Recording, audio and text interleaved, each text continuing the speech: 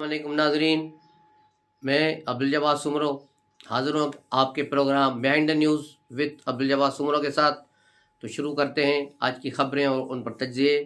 सबसे पहले आज सारा दिन जो है गहमा गहमी रही है इस्लामाबाद की दारुल हुकूमत में, जहाँ सुप्रीम कोर्ट में इंतहाई अहम केस चल रहा है जिसमें सोमोटो एक्शन लिया है, उस पर भी बात करते हैं। लेकिन उससे पहले कल जो बिलावल भुट्टो ने कराची में तकरीर की, आइन की गोल्डन जुबली मनाने की जो तकरीब थी सिंध असम्बली की, उसको खिताब किया। उसने जो कहा था कल हमारा व्लॉग उस वक्त क्योंकि शुरू हो चुका था तो उनकी तकरीर के मंदरजात पर बात नहीं कर पाए, तो आज उस पर बात करेंगे। सबसे पहले तो बिलावल भुट्टो ने कल वाज़ेह तौर पे कहा है कि अदलिया में जो तकसीम है ये किसी कीमत पर बर्दाश्त नहीं की जाएगी। अदलिया की तकसीम मुल्क को तकसीम कर रही है, अदलिया में तकसीम नहीं होनी चाहिए। और अदलिया के फ़ैसलों में जो डोमिसाइल का फ़र्क होता है वो भी नहीं होना चाहिए। उन्होंने वाज़ेह तौर पे कहा कि लाड़काना के वज़ीर-ए-आज़म को तो फांसी दी जाती है, लेकिन लाहौर के ज़मान पार्क में बैठे हुए एक साबिक वज़ीर-ए-आज़म को पूछा जाता है कि आपकी टांग में अब ठीक है, अब दर्द ख़त्म हो गया, अब आओगे, कल आओगे, अभी आओगे, और 6-6 मरतबा 8-8 मरतबा 2 दिनों में समाअतें मुलतवी की जाती हैं इस लाडले के लिए। तो ये डोमिसाइल का फ़र्क है।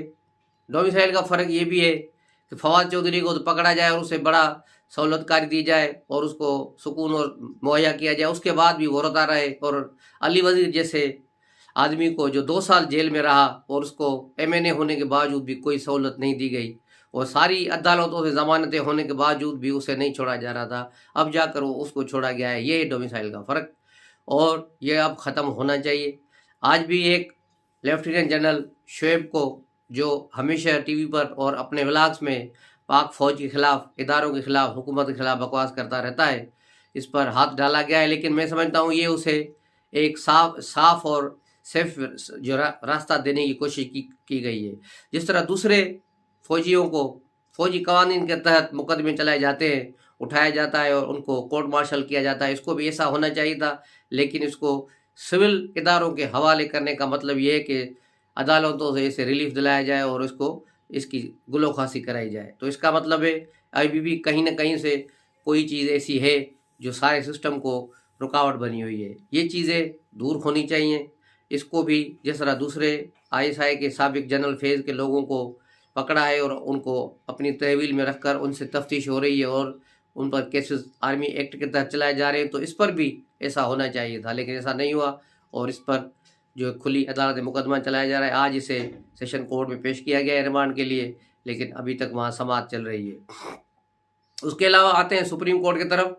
तो सुप्रीम कोर्ट का जो 5 रुकनी बेंच था जिसने ये समाअत की थी, आज वो बेंच ही टूट गया। 4 जजों ने इख्तलाफी जो नोट लिखे थे और चीफ जस्टिस पर ही अदम एतमाद का इजहार किया था कि चीफ जस्टिस को अख्तियार ही नहीं कि वो इस चीज़ पर खुद नोटिस लें।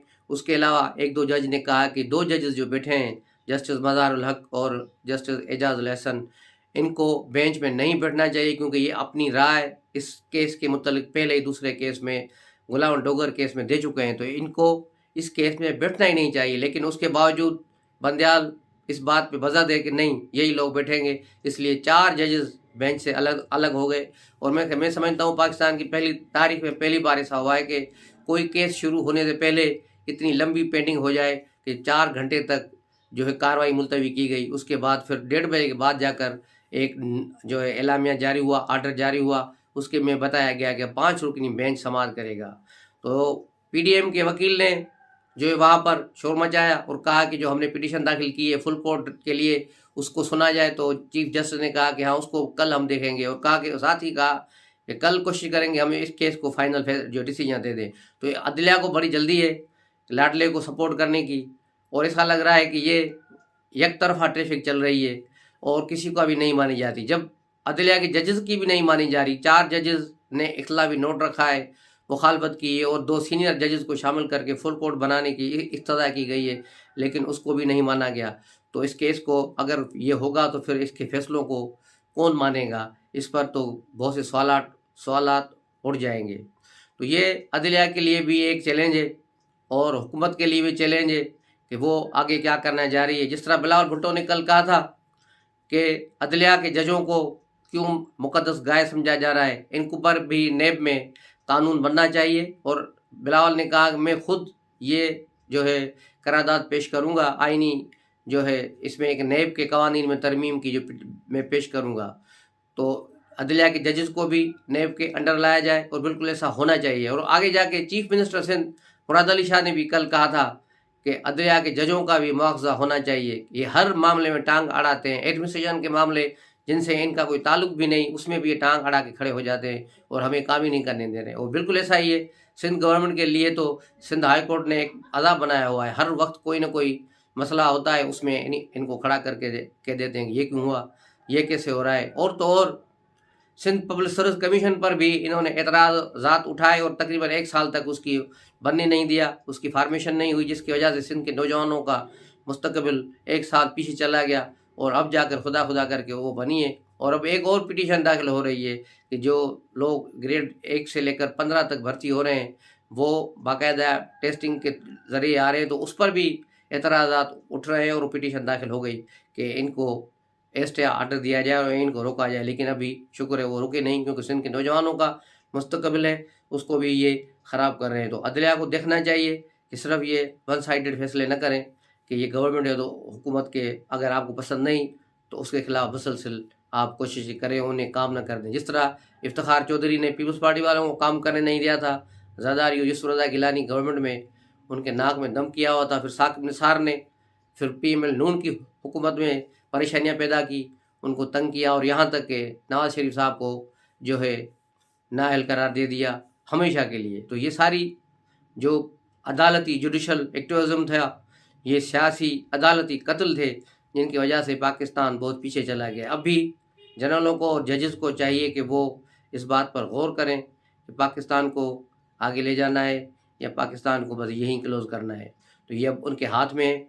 और ऐसे के दुश्मन है, पाकिस्तान को आगे ले जाना नहीं चाहते, वो पाकिस्तान को उसी दकियानुसी स्टाइल में चलाना चाहते हैं, अपने एजेंडा और अपने मुफादात के साथ चलाना चाहते हैं। तो ऐसे लोगों को जो है अदलिया से अलग होना चाहिए।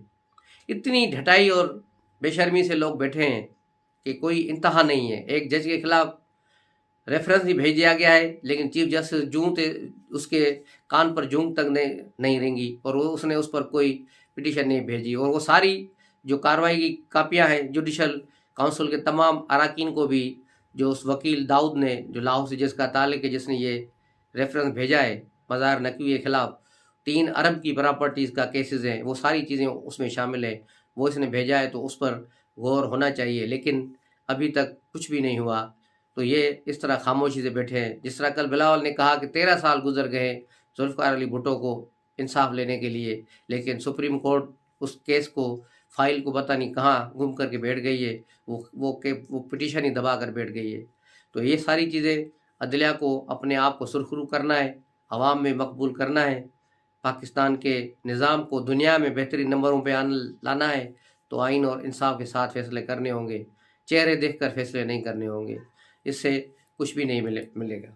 कल एक वाक़या हुआ लाहौर में, जब मैच शुरू हो रहा था कज़ाफ़ी स्टेडियम लाहौर में, तो इमरान रियाज और उसके साथ चले चपाटे जो उसके साथ होते हैं, उसके बॉडीगार्ड वगैरह सब अरशद शरीफ के नाम का जो एक मास्क थे जो चेहरों पे चढ़ाकर आगे आ रहे थे, तो उस पर पुलिस ने उन्हें रोका कि ये कौन लोग हैं और क्या है। देखा कि इमरान रियाज, उसको कहा ये उतारो और फिर अंदर जाओगे। लेकिन उसकी पुलिस के साथ गालम गलूच हुई, बदनज़मी हुई, जिस पर फिर पुलिस ने 2-4 झापड़ उसको दस दिए। जिसके बाद ट्विटर पर बड़ा ट्रेंड चल रहा है कि ये अरशद शरीफ के मास्क से डर गए, ये हो गया।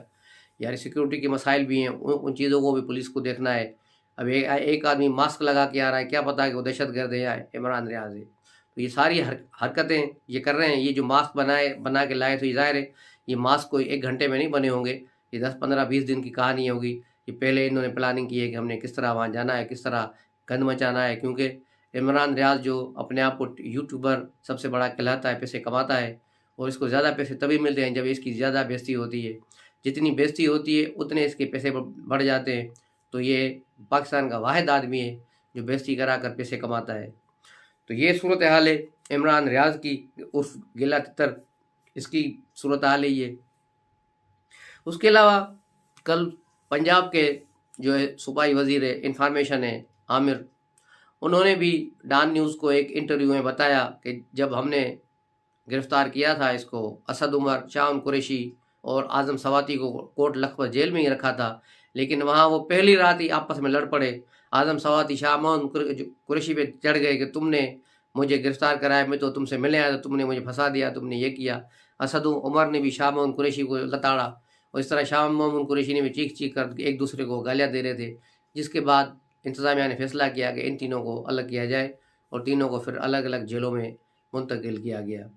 تو یہ ہے پی ٹی آئی کی بات ہے، اور پی ٹی آئی نے آج جو ہے گرفتاریوں کے لیے آج بھی جو ہے جیل بھرو تحریک شروع کر رکھی ہے۔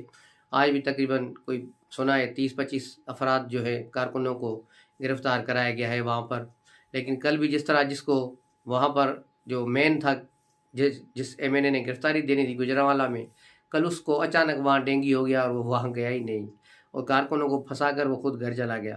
تو اس طرح آج بھی یہاں شاید ایسا ہو، ابھی تک وہاں سے پوری انفارمیشن نہیں آئی، جیسے آتی ہے تو پھر آپ سے شیئر کرتے ہیں۔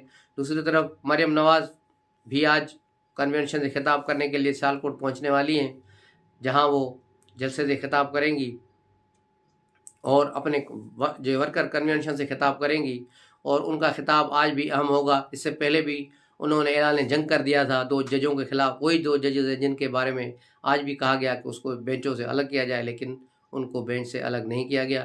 تو آج مریم نواز کا انداز بھی ظاہر وکھرا ہوگا، اور کیونکہ بلاول نے بھی کل طبل جنگ بجا دیا ہے، اور مریم نے اس سے پہلے کی جو انہوں نے خطاب کیا تھا سرگودا میں، وہاں سے اعلان جنگ کا وہاں سے کر دیا ہے۔ آج اس میں مزید جو شدت آئے گی اور مزید جو ہے اس میں تیزی آئے گی۔ تو اب دیکھیں گے کہ مریم نواز کا خطاب کیا ہوتا ہے، اس پر پھر ہم اگلے ولاگ میں ڈسکشن کریں گے۔ اس کے علاوہ جو انتخابات ہوئے وہاں پر کل، جس میں پی ٹی آئی جیتی ہے، لیکن اصل میں یہ پی ٹی آئی نہیں جیتی، وہاں لغاری ٹرائب ہے اور موسن لغاری وہاں سے جیتے ہیں۔ موسن لغاری، اور یہ حلقہ 1970 سے پیپلز پارٹی کا حلقہ تھا، لیکن بعد میں جب لغاری فاروق لغاری کے پیپلز پارٹی چھوڑنے کے بعد پوری لغاری فیملی وہاں سے نکل گئی، تو پھر یہ حلقہ پی ایم ایل نون کو ملا تھا، لیکن 2018 میں تو پی ایم ایل نون نے بھی یہاں سے امیدوار کھڑا نہیں کیا تھا، یہاں پی ٹی آئی کے ہی امیدوار تھے جو فوت ہو گئے۔ اس کے مقابلے میں بھی پیپلز پارٹی کے امیدوار نے بہت ہی کم ووٹ اٹھائے تھے۔ تو اس بار دیکھا جائے تو پی ایم ایل نون نے بھی اپنا امیدوار کھڑا کیا تھا اویس لغاری کے بیٹے کو، جو نوجوان ہے عمار لغاری، تو اچھا خاصا اس نے 55,000 ووٹ لیے ہیں۔ اور اس کے علاوہ پیپلز پارٹی کے جو امیدوار ہیں اس نے بھی دیکھا جائے کہ گزشتہ انتخابات کے مقابلے میں بہتر پوزیشن لی ہے، لیکن محسن لغاری کیونکہ اپنے قبیلے کے سرداری ہے تو انہوں نے ظاہر الیکشن جیتنا تھا۔ خود انہوں نے بھی کل کہا کہ میں یہ ہے جو ہمارا آبائی حلقہ ہے، اس سے میں جیتا ہوں، اگر میں کسی پارٹی کے ٹکٹ پہ کھڑا ہوتا تو بھی میں جیتتا۔ تو اس کا مطلب یہ ہے کہ پی ٹی آئی والوں کی جو خوشی ہے وہ ایسی ہی ہے، کیونکہ یہ ٹرائب کے حلقے ہوتے ہیں یہاں پر، لغاری، کھوسا، دوسری برادریاں جو بڑی بڑی ہیں ان کے ہی ووٹ بینک ہے، اور وہی جہاں موو کرتے ہیں وہاں ووٹ چلا جاتا ہے۔ تو اس طرح اگر محسن لغاری جماعت اسلامی کی طرف سے بھی کھڑے ہوتے تو بھی جیت جاتے، اس میں پی ٹی آئی کو زیادہ خوش ہونے کی ضرورت نہیں ہے۔ اور پی ایم ایل نون کو بھی چاہیے کہ وہ یہاں تھوڑی اور محنت کرے، اور پیپلز پارٹی جس کا یہاں بالکل ووٹ بینک ختم ہو چکا تھا، اب انہوں نے 20,000 سے پلس ووٹ اٹھائے، تو ان کو بھی تھوڑی محنت کی ضرورت ہے، اور یہاں یہ محنت کریں گے تو ان کے ووٹ بینک بڑھ جائے گا۔ بات کریں گے عمران خان کے آج ایک کیس کی۔ آج 27 تاریخ کو اسے کورٹ میں جمع آنا تھا، سیشن کورٹ میں، لیکن وہاں وہ نہیں آئے، تو انہیں 1 دن کے لیے صرف ضمانت دی گئی ہے کہ آج کے روز تک اس کی سماعت سے اسے استثناء دیا جاتا ہے، کل وہ ہر حال میں عدالت میں پیش ہو۔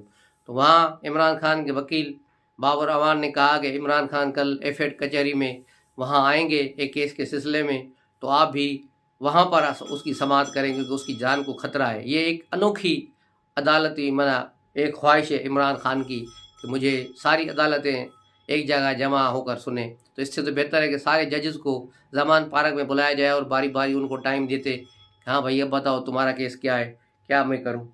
تو اس طرح عدالت نے اس پر برہمی کا اظہار کیا اور کہا کہ کل ہر حال میں ملزم کو یہاں پیش کیا جائے، اور جو سیشن جج نے انسپیکٹر کو بھی تھوڑی دب نکالی، اس کو بھی تنبیہ کی کہ وہ جب تک وہ ملزم ہے ملزمی کہیں، اس کو اتنی عزت دینے کی ضرورت نہیں ہے، جب تک وہ اس کیس سے نکلیں گے پھر دیکھا جائے گا، لیکن کل اسے ہر حال میں کورٹ میں آنا چاہیے، جس پر بابر اعوان نے کورٹ کو خاطری کرائی کہ وہ عمران خان کل عدالت میں پیش ہوں گے۔